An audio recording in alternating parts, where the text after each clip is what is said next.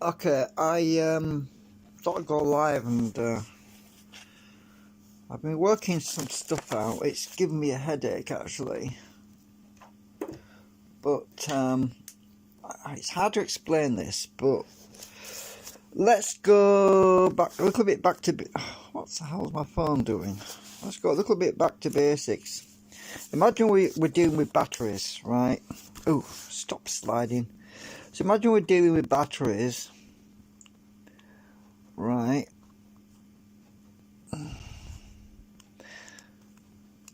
The reason I'm using batteries as an example is because magnetic flux is very similar in a certain way, and I'll explain that in a minute.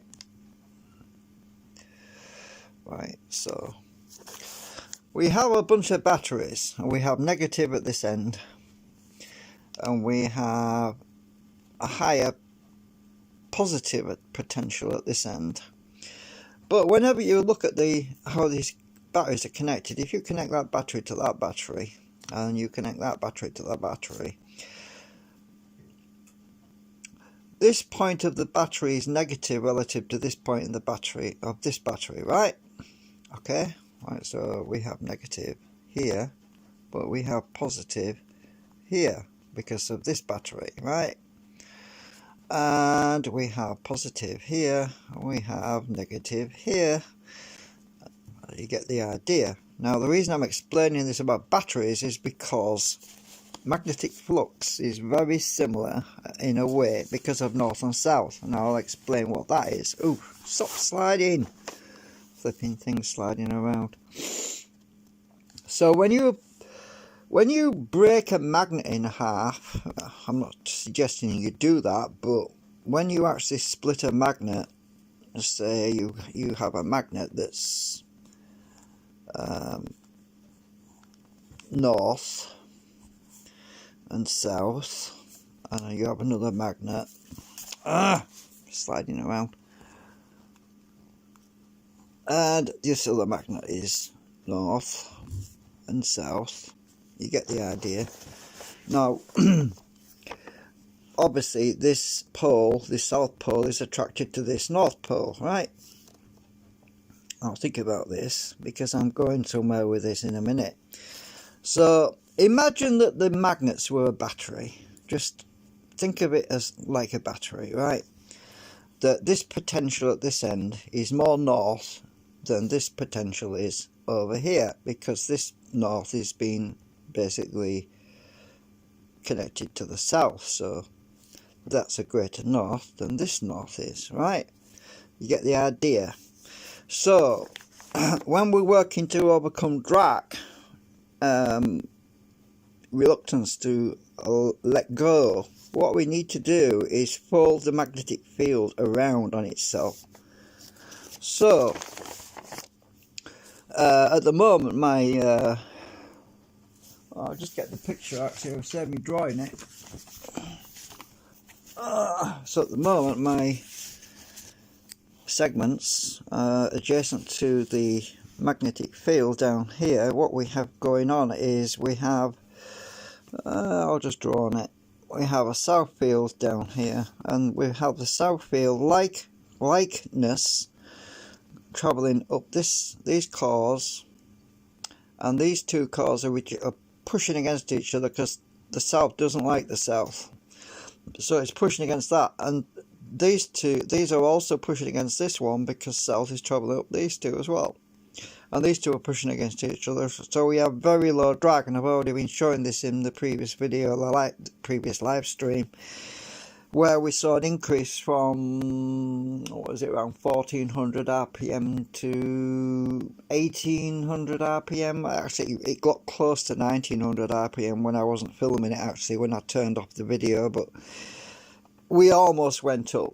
We went up several hundred RPM, but we had a low voltage. That's because there's only two 0.1 millimeter nanocrystalline cores in this side. There's only two 0.1 millimeter nanocrystalline cores in this side, and there's the same here.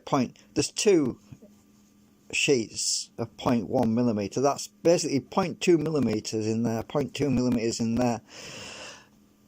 So if you add it all together, that's 0.2468. So we have basically 0.8 millimeter of nanocrystalline material making up our south field on here.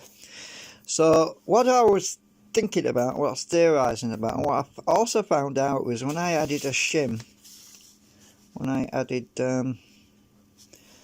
took the steel thing out of this thing, actually we also that increased the output, because I've actually live streamed it, but since I was live earlier, I actually put some nanocrystalline in this segment in a V shape like this, right, in a V shape, and it reduced the output a little bit, but it also did something else.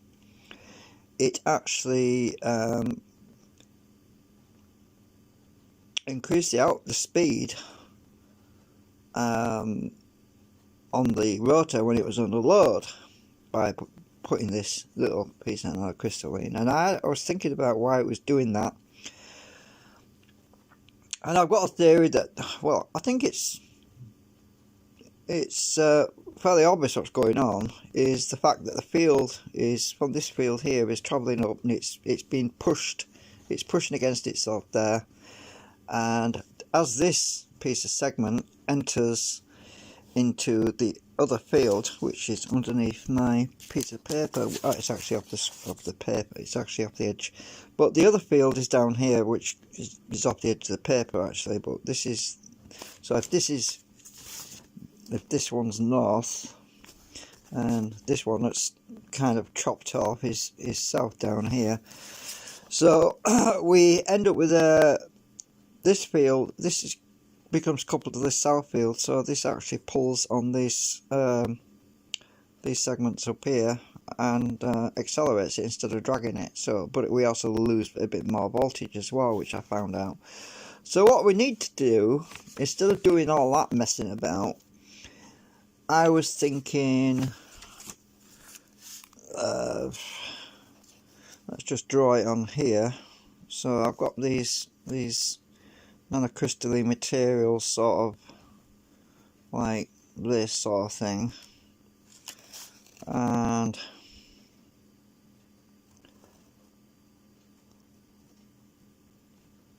sort of where they come together like this.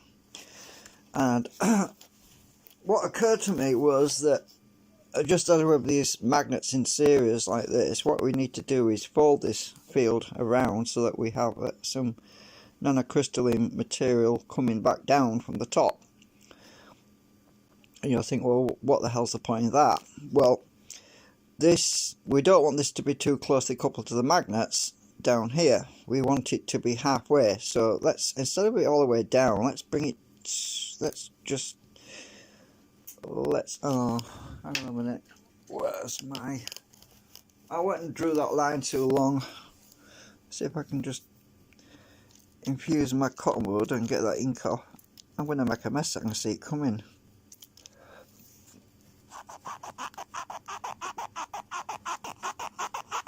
Oh, bollocks.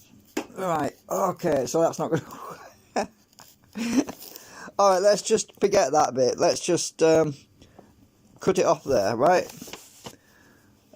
So the field, let's imagine that the field is like that sort of thing, right? What does that do? That folds the flux back down on itself, doesn't it? So as this is leaving, remember that this whole thing, I'll use that line as an arrow.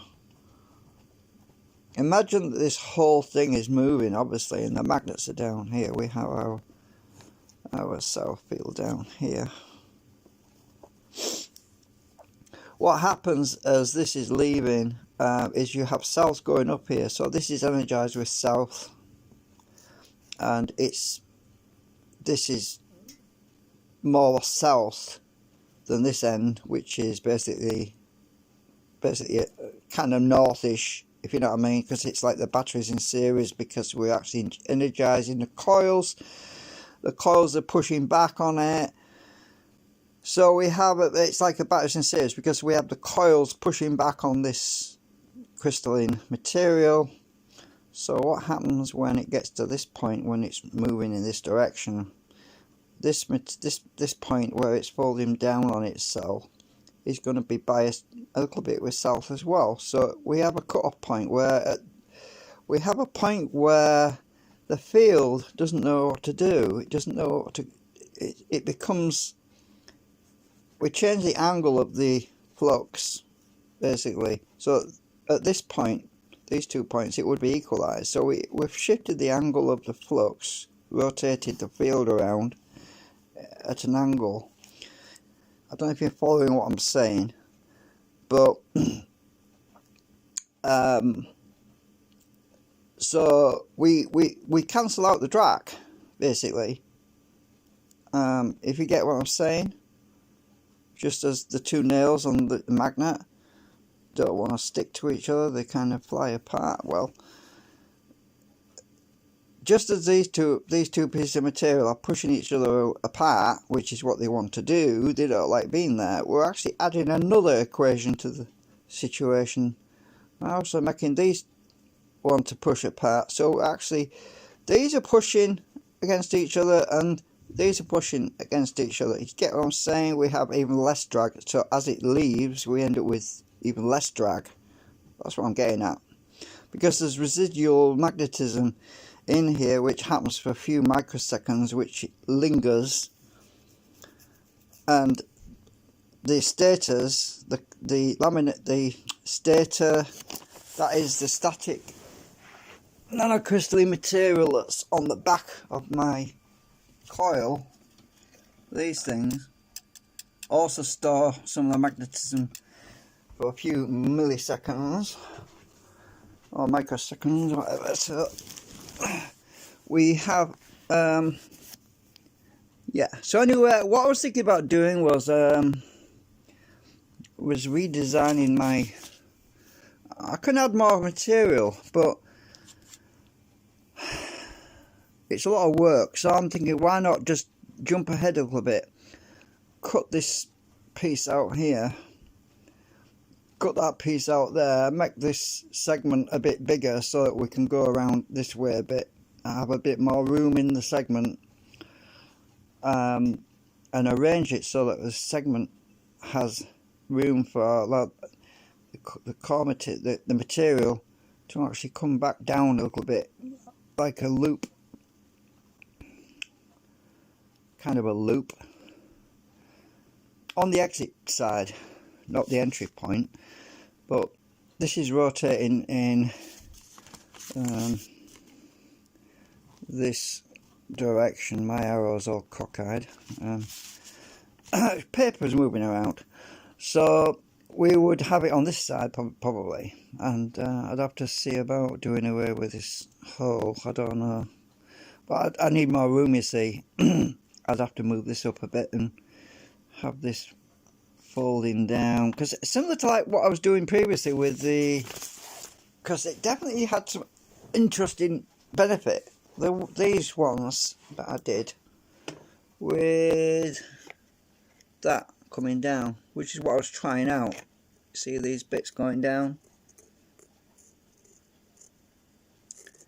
The only mistake I made with them, remember they were pushing. Do you remember when I was testing it? Actually, I can show you that. So if I put this on the table like this, and I get my magnet, and as long as I don't get too close to it, it will actually, it pulls once you get to that point. When you get to that point, it pulls, look. But when you get past it, it's pushing. See that? This magnet's not strong enough, hang on. I need more magnetism. They've got paint on now. I'll have to scrape that paint off later on. Right, so when we get to the edge, when we get to this edge here, it starts to pull up. Right.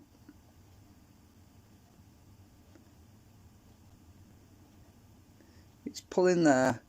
Just get past that, right on that edge of where that lamination is, it's sticking out. You'll notice it suddenly just drops. See? Well, look, we're dead opposite it. Look, we are. Oh, camera's in the wrong place. We are dead opposite that piece of that nanocrystalline material. Look, right. Go towards it. We're pulling on the far right. Go back a bit. See, it's pushing away. Look there. Look. You see. See, it's pushing.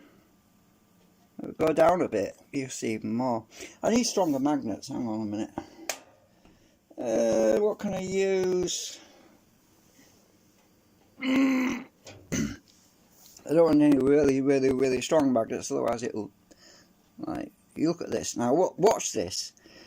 Watch closely. Oh shit! I got too close. Just watch very closely. Watch it push. Remember, this is flat on the table. It can rock like a seesaw. Right, look at that. Can you see that pushing there? Look. Can you see that? See it push? Oh, did you see that? Let's try this again without it getting too close to it. When you get, oh, you can definitely see it pushing down on it, and it should be pulling it. Remember, look,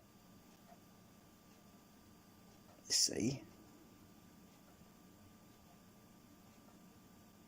that is pushing down, and by all logic, magnetism should be pulling on that right there. Right, but when I come closer, it will pull like that. It's grabbed it anyway. Okay, right, you seen that? Right, just a proof of concept. So I'm gonna stick this thing over there because that's why I'm thinking on this track that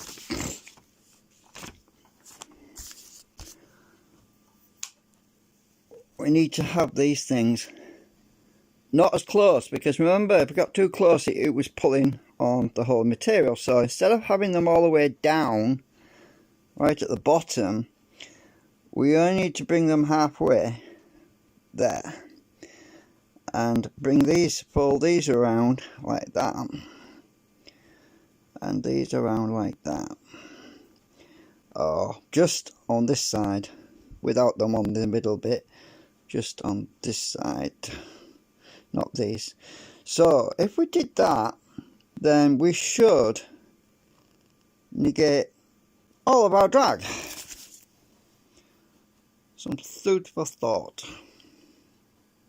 Thanks for watching.